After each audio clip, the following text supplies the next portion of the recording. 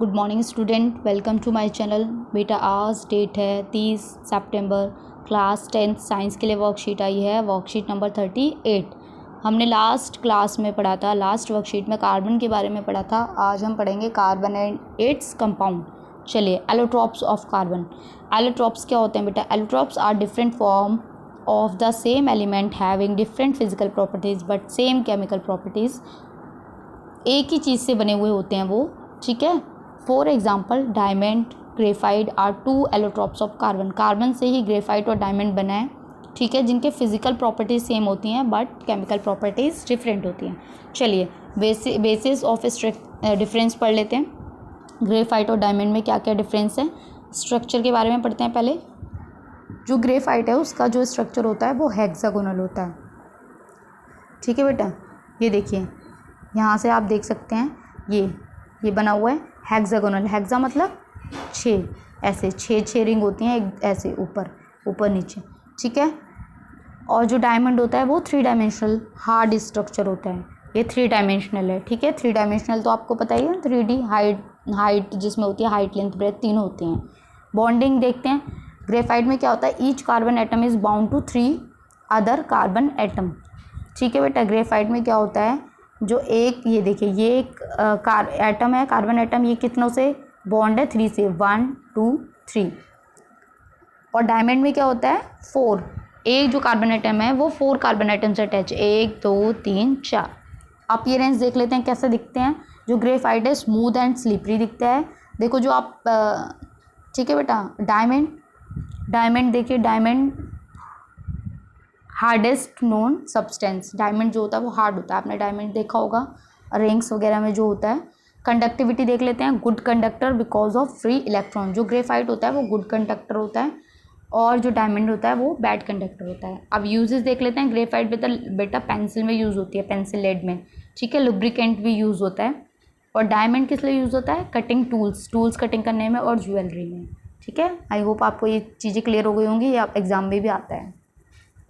ये नीचे स्ट्रक्चर भी दिया हुआ है बेटे, डायमंड का, ग्रेफाइट का। और एक और फॉर्म है C60, ठीक है, बकमिंस्टर फुलरेंस बोलते हैं इसको। बॉल की तरह होता है ये, फुटबॉल की तरह।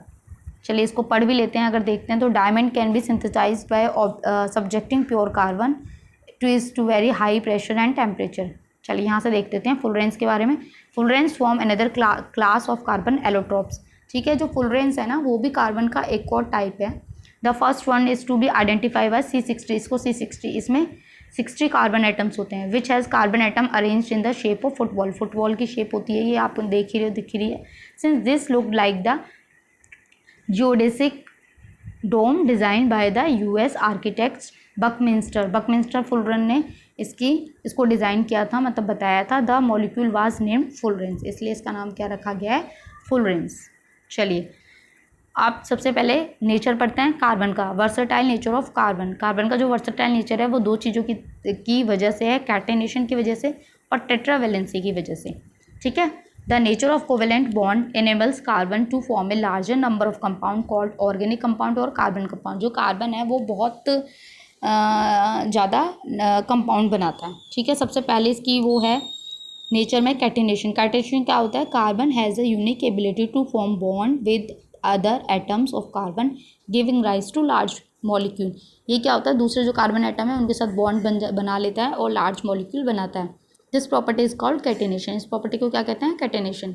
Silicon form compounds with the hydrogen which have chain of up to 7 to 8 atoms but this compounds are very reactive.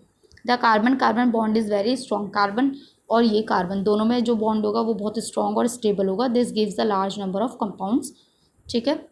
अब टेट्रावेलेंसी का मतलब होता है बेटा, टेट्रा का मतलब होता है 4, ठीक है। 4 वैलेंसी होती हैं कार्बन की, ठीक है। Carbon has 4 valence electron. It can bond with 4 carbon atoms. 4 carbon atoms के साथ वो बॉन्ड कर सकता है। Monovalent atoms oxygen, hydrogen, nitrogen, sulphur, chlorine etcetera. One reason for the formation of strong bond by carbon is it's small size. एक और reason है इसका, जो कार्बन का साइज होता है वो स्मॉल होता है। This enables the nucleus to hold on to the share pair of electron strongly. The bond form by element having larger atoms are much weaker. ठीक है बेटा, छोटा होता है तो वो जो एटम्स होते हैं उनको बॉन्ड्स को स्ट्रांगली पकड़ लेता है वो। चलिए क्वेश्चन देखें। Why carbon show versatile nature. Versatile nature क्यों करता है? एक तो इसमें कैटेनेशन और टेट्रावेलेंसी दोनों पॉइंट आ जाएंगे। ठीक है। Why do carbon atoms form a large number of compound. Large number of compound क्यों फॉर्म करता है? वही वो टेट्रावेलेंसी की वजह से वो लार्ज नंबर ऑफ कंपाउंड बनाता है। ठीक है बेटा, कार्बन कार्बन की वजह से ये 4 एटम्स, मोनोवेलेंट एटम्स, ये सब। Third, what is the minimum number of carbon atoms in fullerenes and what is its shape. Fullerenes के बारे में अभी पढ़ा है। 60 कार्बन एटम्स हो सकते हैं। ठीक है, 60 कार्बन एटम्स हो सकते हैं और इसकी शेप क्या है बेटा? Looks like a geodesic dome बोल सकते हैं आप, या शेप लाइक ए फुटबॉल बोल सकते हैं।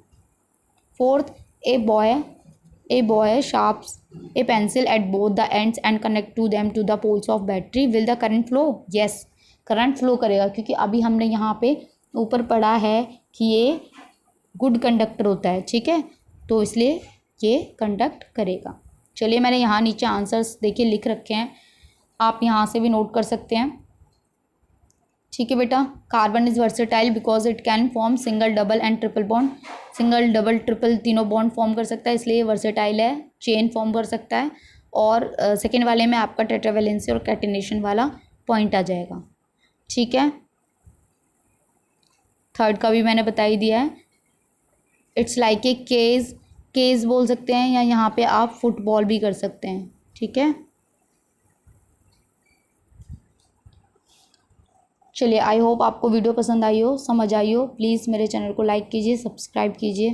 Thank you.